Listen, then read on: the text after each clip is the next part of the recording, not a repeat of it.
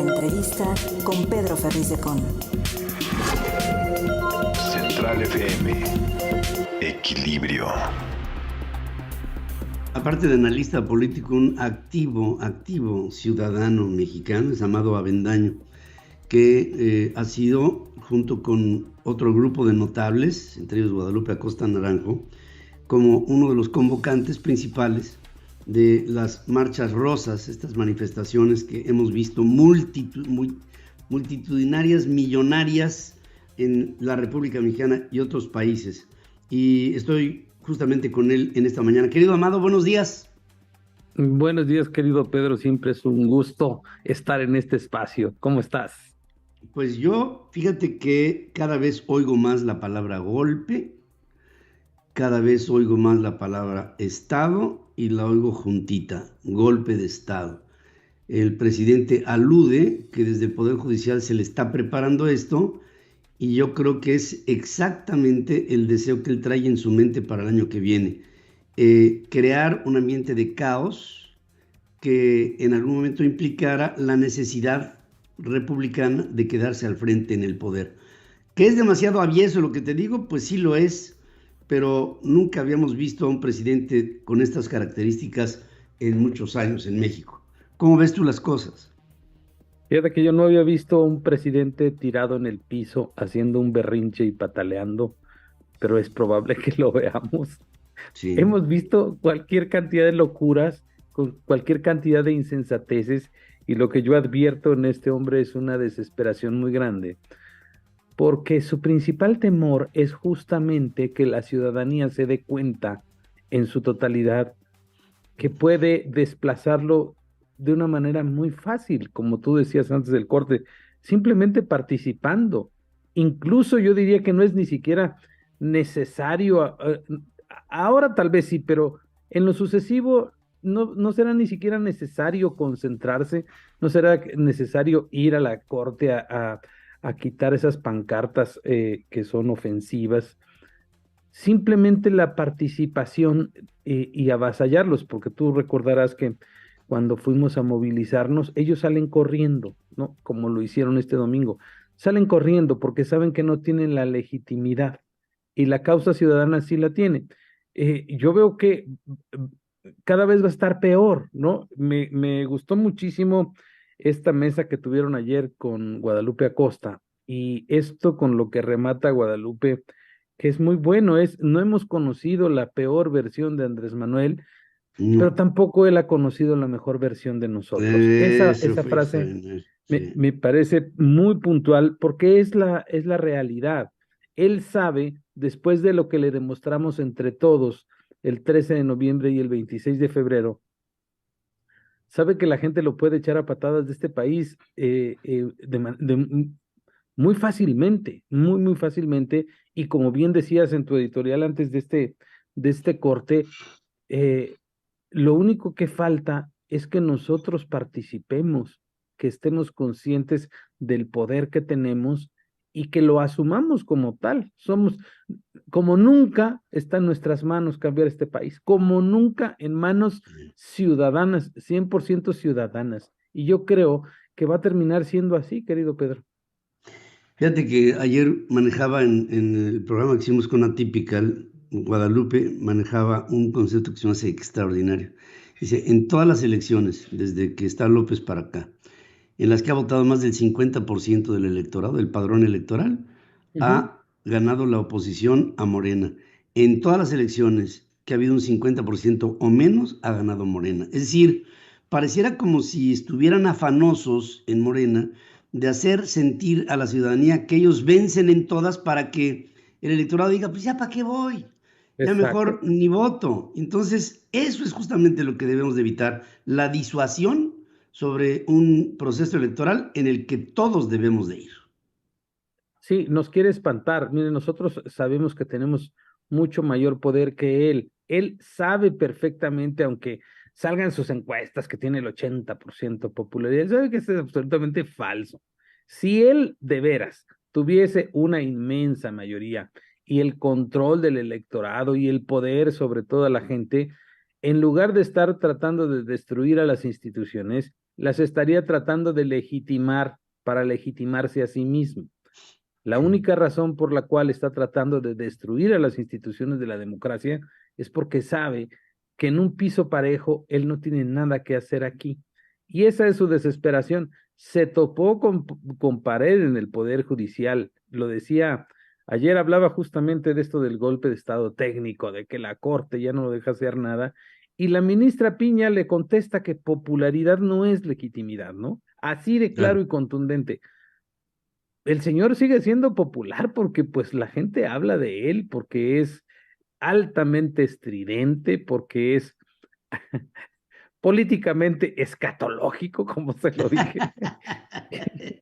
Y y a mí me parece que en lo sucesivo, cuando la gente tome cada vez mayor conciencia de que el poder está en sus manos, pues va a terminar avasallándolo. La verdad es que, Pedro, yo no veo, si un presidente tan poderoso como lo fue Carlos Salinas de Gortari terminó en el basurero de la historia, impresentable, berrinchudo, eh, va a quedar, no sé, en la letrina de la historia, no sé en qué lugar va a quedar, pero hace falta pues que tomemos acción nada más, que tomemos conciencia del papel que tenemos y que la responsabilidad de salvar al país no está en los políticos, no está en los partidos, no está en ningún otro lugar que en manos de los ciudadanos. Es una gran oportunidad que tenemos en este momento. Yo la verdad es que te diría que aunque es una etapa oscura para el país y de mucha crisis, estoy disfrutando este proceso de verdadero cambio al interior de los ciudadanos, porque eso es lo que está pasando. Al interior de nosotros los ciudadanos está habiendo un cambio que no va a permitir que ni ni ningún otro con tentaciones autoritarias vuelva a tomar el poder en este país. Un comentarista que se me hace sutil y pues, tremendamente informado, que es Luis Rubio, decía el domingo que todos los presidentes buscan hacia el final de su administración que haya un ambiente terso para la transición. Y este hombre parece que está buscando lo contrario, que haya un ambiente de crispación en la transición para que no haya transición. Es decir, que haya cortocircuito en los cables de conectividad entre una estafeta y la otra. Y esta provocación la está empezando a echar a andar desde ahora. Fíjate, viene el desplazamiento de los que se manifiestan ahí frente de la de la Suprema Corte de Justicia por parte de ciudadanos el domingo. Y el día de ayer se vuelven a instalar sin que la autoridad meta mano. Y decía Guadalupe ayer, decía, ¿por qué cuando hay un amago a Palacio Nacional se le ponen vallas para evitar que la gente atente en contra de la fachada y se queden ahí? ¿Y por qué no se hace lo mismo en el Palacio del Poder Judicial? ¿Por qué en unos sí y en otros no? ¿Por qué se defiende a uno y al otro se le deja a que se lo coman los perros? Eso es lo que creo que me da la impresión de que no solamente permite el presidente que venga este amago al Palacio del Poder Judicial, sino que lo auspicia. Y detrás de esto está Martí Batres y están pues todos los que tú sabes son los agitadores en la Ciudad de México. Pero por supuesto, imagínate si las cosas que hacían antes cuando no tenían poder, ahora que lo tienen, pues ellos mismos se los llevaron, ellos mismos los regresaron, ellos los patrocinan, ellos los auspician, pero por supuesto es una permanente provocación, es una permanente provocación y ahí van a seguir y se van a poner más radicales y más violentos y ahora resulta que los violentos son los de enfrente, ellos son los que generan eso. A mí me parece que tendríamos que ser también un poco más fríos en ese sentido y saber pensar formas creativas de desmantelar este tipo de provocaciones y de agresiones a la ciudadanía, porque lo que ellos quieren es eso, la primera plana de la jornada de ayer, ¿no? Vean cómo golpean violentamente a una persona adulta mayor, por el amor de Dios, ¿no? Sí hubo una confrontación, que a mí no me gustan en lo particular las confrontaciones, pero por el amor de Dios, si ellos están ahí para eso, Y claro que ponen a personas adultas mayores a provocar para generar esas fotos y para que digan, miren los violentos, por el amor de Dios, el principal violento de este país está todos los días en la mañanera recordándonos la calidad de ser humano que es, la basura de persona que es, ¿no? Decía yo ayer anoche en mi programa, imagínense que de la noche a la mañana este hombre saliera a decir, no, sí tienen razón, hay que respetar al Poder Judicial. Entonces, pues, no lo va a hacer nunca. Todos los días, afortunadamente, nos sale a recordar la escoria que es desde del Poder Ejecutivo y nos recuerda permanentemente con cada una de sus palabras y cada una de sus mentiras, que como ciudadanos estamos llamados a tomar el control de la democracia en este país y a rescatar a este país en 2024, porque como bien dices, querido Pedro, fíjate que él difícilmente va a querer soltar el poder. No quiso, bajo el pretexto de que la señora Dina Boluarte, presidenta de Perú, es ilegítima, pues no le quiere entregar la presidencia de la Alianza del Pacífico. ¿Por qué? Porque él determina que ella no es legítima, ¿no? Imagínate si lo mismo va a ser el próximo año y va a decir, pues quien gane de la oposición no es legítimo, entonces yo no le entrego el poder. Así, pues hay que prepararse para ese escenario y hay que prepararse para la no violencia porque él va a querer provocar la violencia, el lugar en donde él se siente cómodo, provocando violencia. Nosotros tenemos que aprender a resistirnos y a ser todavía más inteligentes para derrotarlo. ¿Cómo? Como lo hicimos el 26 de febrero y el 13 de noviembre, atascándole las calles. Ahí es cuando salen huyendo ellos. Ahí es cuando salen. El próximo domingo habrá elecciones en el Estado de México y en Coahuila.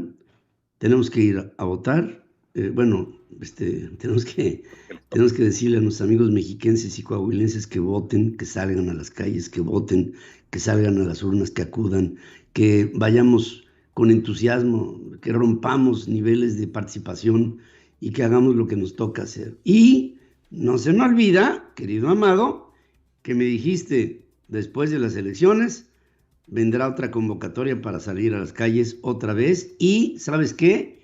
Que me urge. Nos urge a todos volvernos a encontrar en las calles porque esto tiene que ser ya una práctica cotidiana entre nosotros, porque no es solo un asunto de que vayamos y mostremos nuestra fuerza. La verdad es que, Pedro, no sé si a ti, pero este momento en el que cantamos todos el himno nacional, yo simplemente lo recuerdo y me vuelve a erizar la piel. Es decir, recordar que todos somos mexicanos y que tenemos una causa superior por encima de cualquier diferencia nuestra, nos da una fortaleza enorme. Esa fortaleza debemos mantenerla siempre porque no queremos que nunca más en este país haya un accidente de la democracia como el que nos está ocurriendo ahora, porque justamente recordaba y ayer me puse específicamente a buscar ese fragmento porque lo vi dando vueltas ahí en TikTok y en otras redes, el momento en el que López Obrador, el 9 de agosto del 2018, cuando obtuvo su constancia de mayoría como presidente electo en el Tribunal Electoral del Poder Judicial, pronunció un discurso en el que prometió, dio su palabra ante este país, ante el Poder Judicial, que iba a respetar a cabalidad cada una de las resoluciones de este poder y de todo el poder, no solo el Tribunal Electoral, sino de todo el Poder Judicial y de las instituciones autónomas, y que no iban a haber palomas mensajeras. Justamente hace todo lo contrario, porque López Obrador vale lo que vale su palabra, absolutamente nada, porque el hombre no tiene palabra. Incluso habló de palomas mensajeras y ya vimos esa foto en donde está su hijo prácticamente sentado junto a la ministra Loreta Ortiz, así arrinconadita, ¿no? Para que vean quién manda ahí. Esto es justamente lo que es López Obrador, un hombre sin palabra, y eso es lo que evidencia que nosotros somos ahora quienes tenemos que rescatar la democracia en este país. Y lo vamos a hacer por encima de todo. Primero está México, primero está el presente y el futuro, y también primero están nuestros hijos, y por ellos hay que dar toda la batalla. Querido Amado, te veré pronto para darte un abrazo. Igualmente, querido Pedro, siempre me da Gracias. mucho gusto estar aquí contigo. Igualmente, también tú sabes que te recibo con mucho cariño. Amado Avendaño, hacemos una breve pausa, regreso contigo.